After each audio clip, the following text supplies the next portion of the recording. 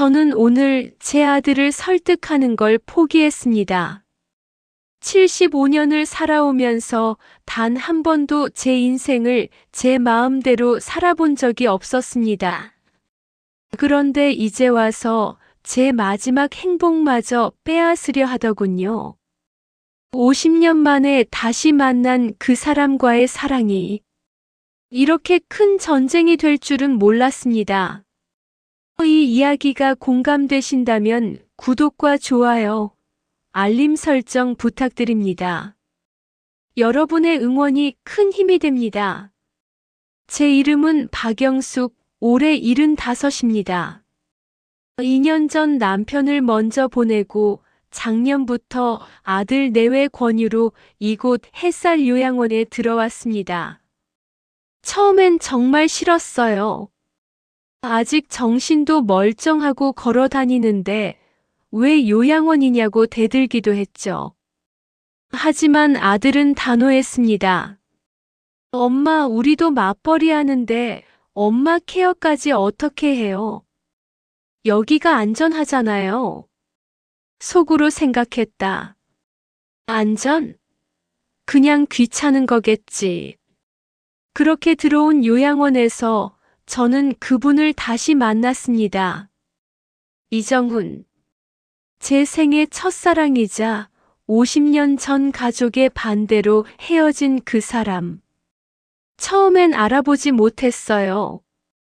머리는 하얗게 새고 등은 굽어 있고 목소리도 많이 변했으니까요. 그런데 복도에서 마주친 그날 그분이 먼저 말을 걸었습니다. 영숙이, 맞지? 그 순간 심장이 멎는 줄 알았습니다. 정훈 씨, 50년이란 세월이 한순간에 사라졌습니다. 우리는 떨리는 손으로 악수를 나눴고 그날부터 매일 식당에서, 정원에서, 작은 도서실에서 만났습니다. 영수가, 난 평생 너를 잊어본 적이 없어. 저도요. 결혼하고도 가끔 꿈에서 당신을 봤어요.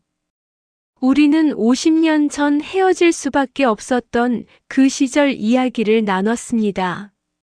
당시 정훈 씨 집안은 빚더미에 앉아 있었고 제 부모님은 절대 허락하지 않았죠. 가난한 집 아들한테 딸 보낼 수 없다. 저는 부모님 말씀을 거역할 수 없었고 정훈 씨도 저를 불행하게 만들고 싶지 않다며 스스로 떠났습니다.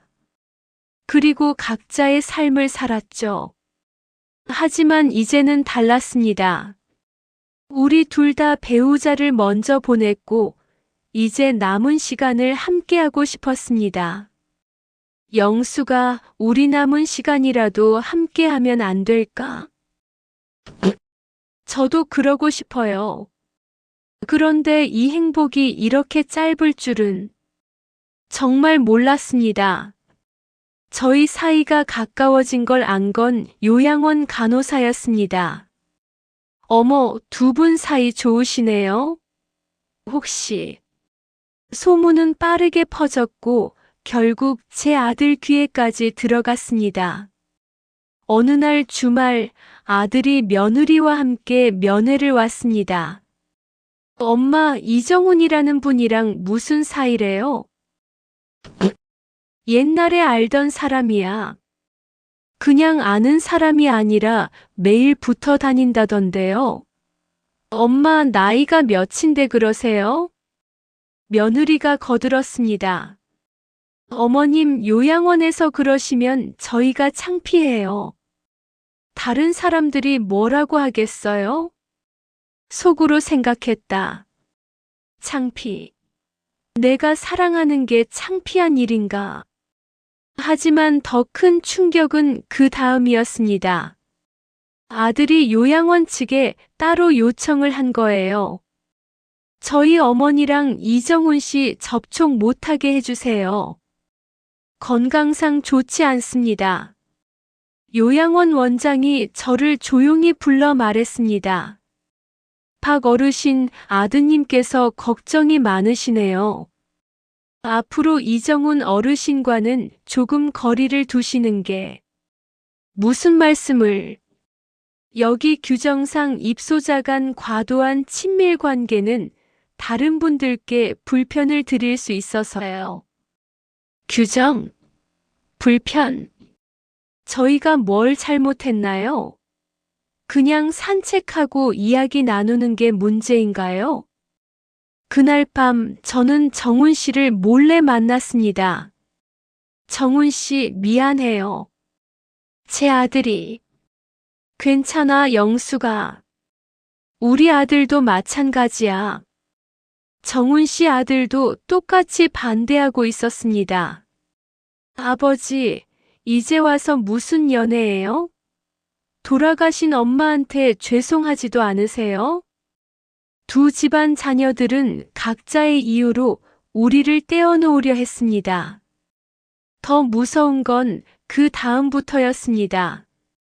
복도에서 다른 입소자들이 수군거리기 시작했어요. 저 두 분 연애한대요. 나이가 몇인데. 좀 그렇지 않아요?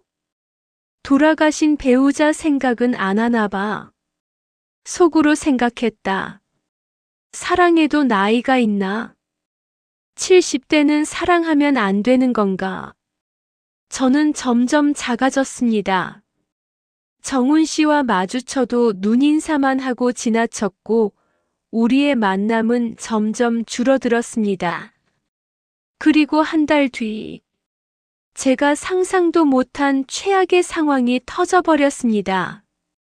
어느 날 아들이 갑자기 찾아왔습니다. 얼굴이 굳어 있었어요. 엄마, 그 사람 재산이 얼마나 돼요? 뭐? 이정훈 씨 재산이요. 알아보니까 강남에 아파트가 있다던데요. 저는 어이가 없었습니다. 야, 그게 지금 중요한 게 아니잖니. 중요하죠. 혹시 엄마 그 사람이 엄마 재산 노리는 거 아니에요?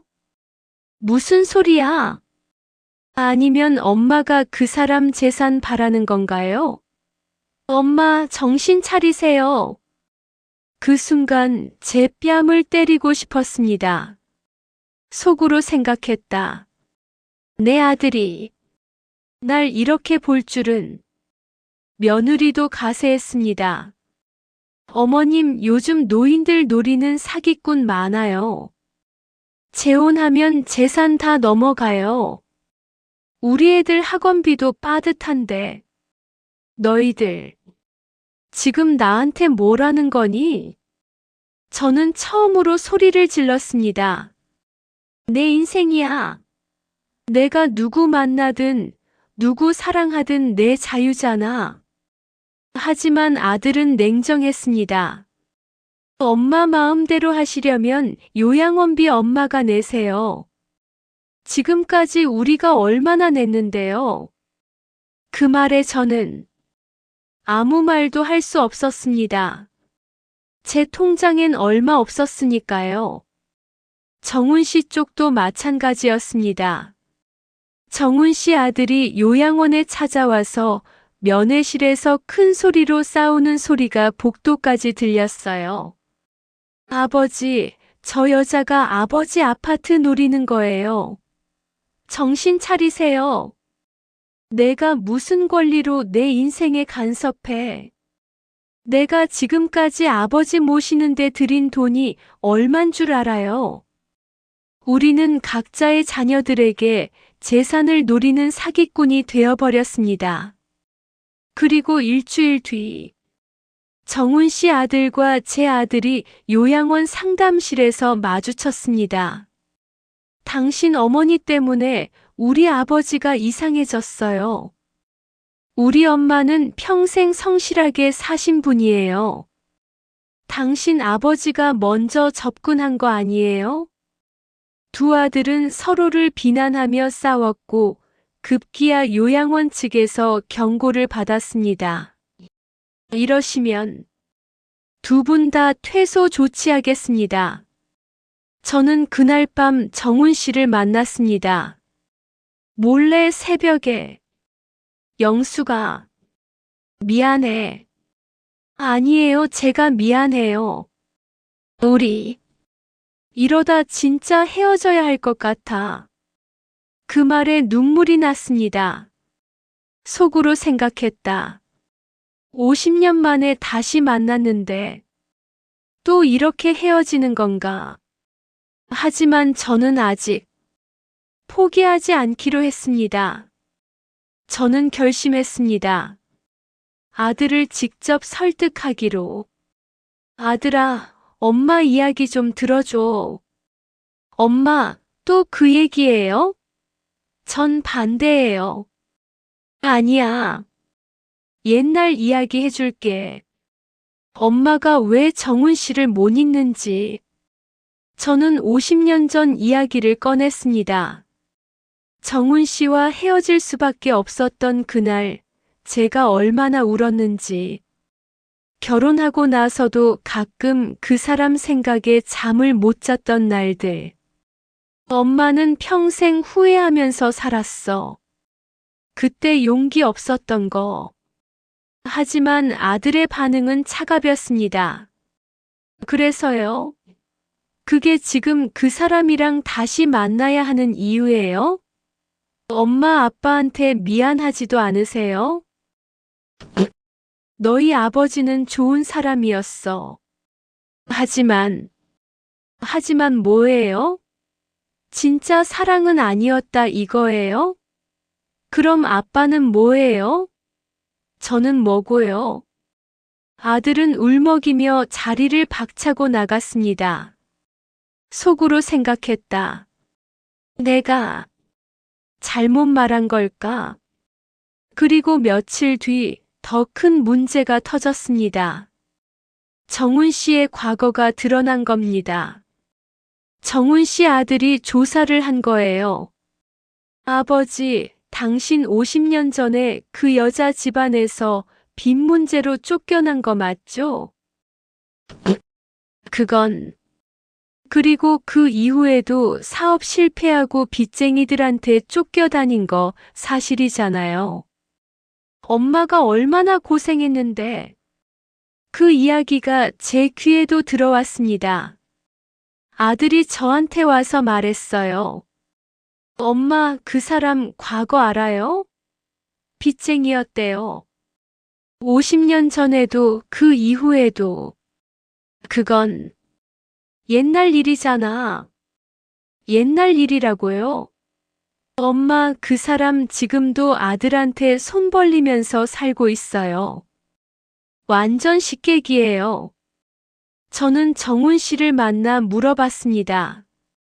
정훈 씨, 아들 말이 사실이에요? 정훈 씨는 고개를 떨구었습니다. 미안해, 영수가. 난 평생 실패만 했어. 사업도 망했고, 빚도 많이 졌고, 아들한테 짐만 됐지. 왜 말 안 했어요? 말하면, 넌 날 떠날 것 같아서. 속으로 생각했다. 이 사람도 나처럼 상처투성이었구나. 하지만 그 순간 복잡한 감정이 밀려왔습니다. 과거의 상처, 현재의 현실, 자식들의 반대. 저는 정말로 이 사랑을 계속할 수 있을까요? 그로부터 한 달 뒤 정훈 씨가 쓰러졌습니다. 새벽에 화장실 가다가 넘어져서 머리를 다친 겁니다. 병원으로 긴급 이송됐고 저는 그 소식을 듣고 달려갔습니다. 하지만 중환자실 앞에는 정훈 씨 아들이 지키고 서 있었어요. 왜 왔어요? 당신 때문에 우리 아버지가 이렇게 됐잖아요. 제가 뭘? 아버지가 요즘 밤에 잠도 못 주무셨어요. 당신 생각에 스트레스 받아서요. 그러다 쓰러진 거예요. 미안해요. 미안하면 됐어요? 이제 그만 떨어지세요. 아버지 건강이 더 나빠지기 전에. 저는 아무 말도 못하고 돌아섰습니다. 속으로 생각했다. 내가 정훈 씨를 아프게 한 건가? 정훈 씨는 일주일 뒤 퇴원했지만 건강이 많이 나빠졌습니다. 거동이 힘들어져서 휠체어를 타야 했고 말도 어눌해졌어요. 저는 매일 그분 방 앞을 지나갔지만 들어갈 수 없었습니다. 정훈 씨 아들이 면회를 철저히 차단했거든요. 그리고 어느 날 정훈 씨 아들이 저를 찾아왔습니다. 박 어르신, 저희 아버지 다른 요양병원으로 옮기기로 했어요. 네. 여기 있으면 어르신 때문에 아버지가 힘들어 하세요. 그러니 이제 그만 잊으세요. 일주일 뒤 정훈 씨는 다른 병원으로 옮겨갔습니다. 저는 작별 인사조차 하지 못했습니다. 그날 밤 저는 혼자 정원 벤치에 앉아 울었습니다. 속으로 생각했다. 이게 끝인가? 50년 만에 다시 만났는데 결국 이렇게 헤어지는 건가요? 제 아들은 그 소식을 듣고 안도했습니다. 엄마 잘 됐네요. 이제 좀 편하시겠어요? 편하다고요?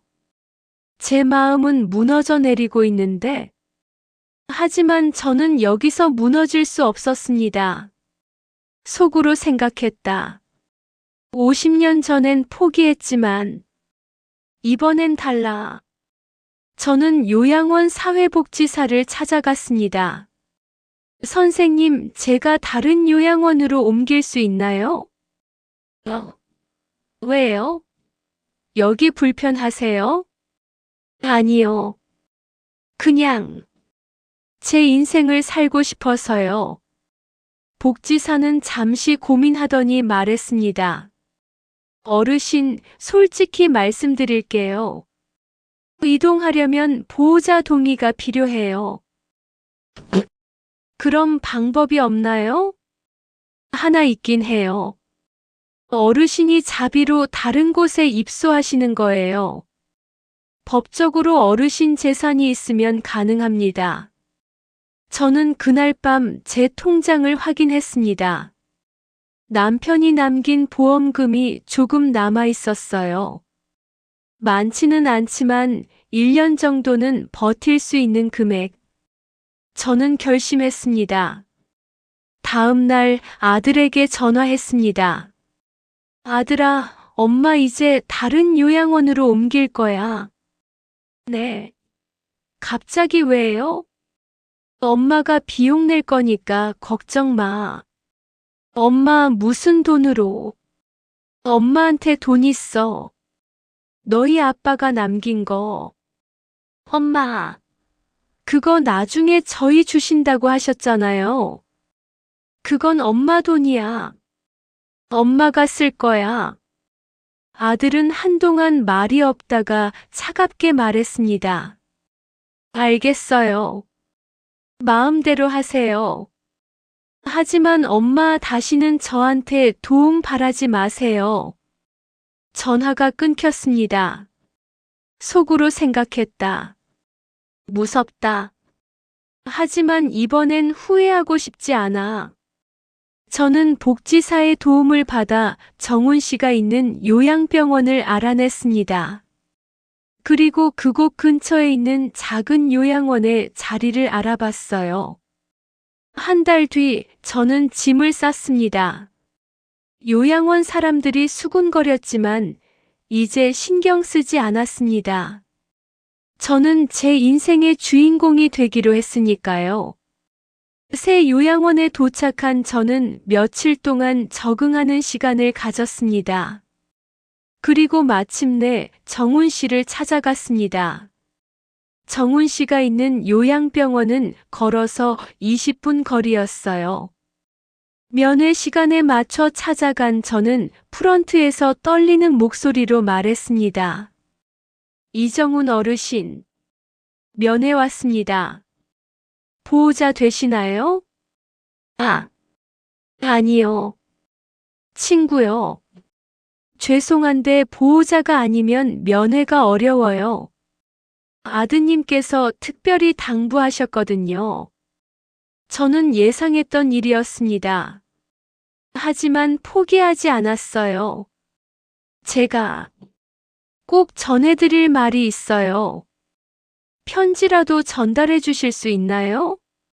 직원은 잠시 고민하다 고개를 끄덕였습니다. 저는 미리 준비해온 편지를 건넸습니다. 정훈 씨, 저 영숙이에요. 50년 전에도 우리는 남의 뜻에 따라 헤어졌습니다. 하지만 이번에는 달라요. 저는 제 의지로 당신을 찾아왔어요. 아무리 늦었어도 우리에게 시간이 얼마 안 남았어도 저는 당신과 함께하고 싶습니다. 당신 생각은 어떤가요? 일주일이 지났지만 답장은 없었습니다. 속으로 생각했다. 거절당한 걸까? 아니면 편지를 못 받은 걸까? 하지만 열흘째 되는 날 요양원 프런트로 전화가 왔습니다. 박영숙 어르신, 이정훈 어르신께서 찾으신대요. 직접 오셨어요. 저는 뛰다시피 로비로 내려갔습니다. 그리고 그곳에서 휠체어에 앉은 정훈 씨를 봤습니다. 영수가, 정훈 씨. 우리는 서로를 바라보며 울었습니다. 미안해, 영수가. 답장이 늦어서. 아들 몰래 나오려니. 괜찮아요. 와줘서 고마워요. 정훈 씨는 제 손을 꼭 잡았습니다. 영수가, 나도 마찬가지야. 이제 남의 눈치 보지 말고 살고 싶어. 정말이요? 우리 함께 할 수 있을까? 저는 고개를 끄덕였습니다. 그날부터 우리의 진짜 싸움이 시작됐습니다. 정훈 씨가 절 찾아온 일이 아들에게 알려졌습니다. 정훈 씨 아들이 먼저 연락을 했어요. 당신 어머니 때문에 우리 아버지가 무단으로 외출했어요. 무슨 짓이에요? 하지만 저는 더 이상 움츠러들지 않았습니다. 당신 아버지도 성인이세요. 본인 의사로 나오신 거예요. 말도 안 돼요. 당신 어머니가 꼬드긴 거잖아요. 아드님, 부모님을 소유물로 생각하지 마세요. 부모님도 자유가 있어요. 전화를 끊고 나서 제 아들에게도 연락이 왔습니다. 엄마, 그쪽 집안에서 난리예요. 이제 그만하세요. 아들아, 엄마는 그만두지 않을 거야. 엄마, 제발 정신 차리세요. 내가 정신 차렸으니까 이러는 거야. 나는 75년을 살면서 한 번도 내 마음대로 살아본 적이 없어. 이제라도 살고 싶어. 그럼 우리는요? 저희 체면은요? 미안하지만 이번만큼은 엄마가 우선이야. 저는 전화를 끊었습니다. 속으로 생각했다. 이게 이기심일까? 아니면 당연한 권리일까? 그날 밤 저와 정훈 씨는 작은 카페에서 만났습니다. 정훈 씨, 우리 이대로 계속 만나면 자식들이 계속 반대할 거예요. 알아. 그럼 어떻게 하지? 법적으로 할 수 있는 게 있는지 알아봤어요. 저는 며칠 전 상담받은 내용을 꺼냈습니다. 무료 법률 상담소에서 변호사에게 들은 이야기였어요. 우리 같은 경우 성년 후견제도 대상이 아니면 자녀가 강제로 막을 권리는 없대요. 정말? 네. 우리가 정신적으로나 계속 온전하고 판단 능력이 있으면 만나는 것도 재혼하는 것도 우리 자유래요. 정훈 씨 눈에 희망이 보였습니다. 그럼, 우리 정말 함께 할 수 있다는 거야? 네. 하지만, 경제적으로 독립해야 해요. 자식들 돈에 기대면 계속 눈치 보게 될 거예요. 우리는 함께 계획을 세웠습니다. 각자 가진 재산으로 작은 월세방을 얻고 기초생활수급 신청을 알아보기로. 어렵겠지만 불가능한 건 아니었습니다. 한 달 뒤 저는 아들 내외를 요양원으로 불렀습니다. 정훈 씨도 아들을 불렀어요. 네 사람이 한자리에 모였습니다. 오늘 다들 모인 이유는 하나예요. 우리 결심을 말씀드리려고요. 제 아들이 냉소했습니다. 또 무슨 말씀이세요? 저희는 요양원을 나가기로 했어요. 그리고 함께 살 거예요. 뭐라고요? 정훈 씨 아들도 벌떡 일어났습니다. 아버지, 정신 차리세요. 나이가 몇인데 그래요. 하지만 정훈 씨가 침착하게 말했습니다. 나 이제 내 눈치 안 보고 살고 싶다. 아버지, 너희가 날 위한다고. 아니야. 너희 편한 대로 날 요양원에 넣어둔 거잖아. 제 아들도 반박했습니다. 엄마, 저희가 얼마나 고생했는데요. 고생했다는 거 안다. 고마워. 하지만 그게 내 인생을 포기할 이유는 안 돼. 며느리가 끼어들었습니다. 어머님, 만약 두 분이 함께 사시다가 어느 한쪽이 아프시면 누가 책임져요? 그때도 저희 돈 안 받으실 거예요? 정훈 씨가 대답했습니다. 우리가 알아서 할 겁니다. 더 이상 자식들 짐이 되고 싶지 않아요. 말이 쉽죠. 결국 나중에 떠넘기시려고. 제가 끊었습니다. 그럴 일 없을 겁니다. 우린 각서를 쓸 거예요. 서로 아프면 자기 가족에게만 연락하겠다고. 아들들은 말문이 막혔습니다. 속으로 생각했다. 슬프다. 이렇게까지 해야 하다니. 하지만 저는 물러서지 않았습니다. 우리 결정은 확고해요. 만약 강제로 막으시려면 저희도 법적 대응하겠습니다. 법적 대응이요? 네. 저희는 정신적으로 온전하고 스스로 판단할 능력이 있어요. 자녀가 강제로 막을 권리는 없답니다. 그 순간 방안이 조용해졌습니다. 정훈 씨 아들이 한숨을 쉬었습니다. 하시고 싶으신 대로 하세요. 하지만 저는 인정 못합니다. 제 아들도 차갑게 말했습니다. 저도요. 앞으로 연락하지 마세요. 두 아들은 자리를 박차고 나갔습니다. 정훈 씨와 저는 서로를 바라봤습니다. 영수가, 괜찮아? 괜찮아요. 우리 함께니까. 우리는 손을 맞잡았습니다. 그로부터 6개월이 지났습니다. 저와 정훈 씨는 작은 월세방에서 함께 살고 있습니다. 돈은 빠듯하지만 행복합니다. 아침에 일어나서 함께 산책하고, 함께 밥 먹고, 함께 TV 보고. 이게 제가 평생 바랐던 삶이었습니다. 물론 쉽지만은 않았어요. 정훈 씨 건강이 나빠져서 병원에 실려간 적도 있었고, 제가 넘어져서 다친 적도 있었죠. 그때마다 서로를 돌보며 버텼습니다. 아들과는 여전히 연락이 끊긴 상태입니다. 가끔 외롭고 서럽기도 해요.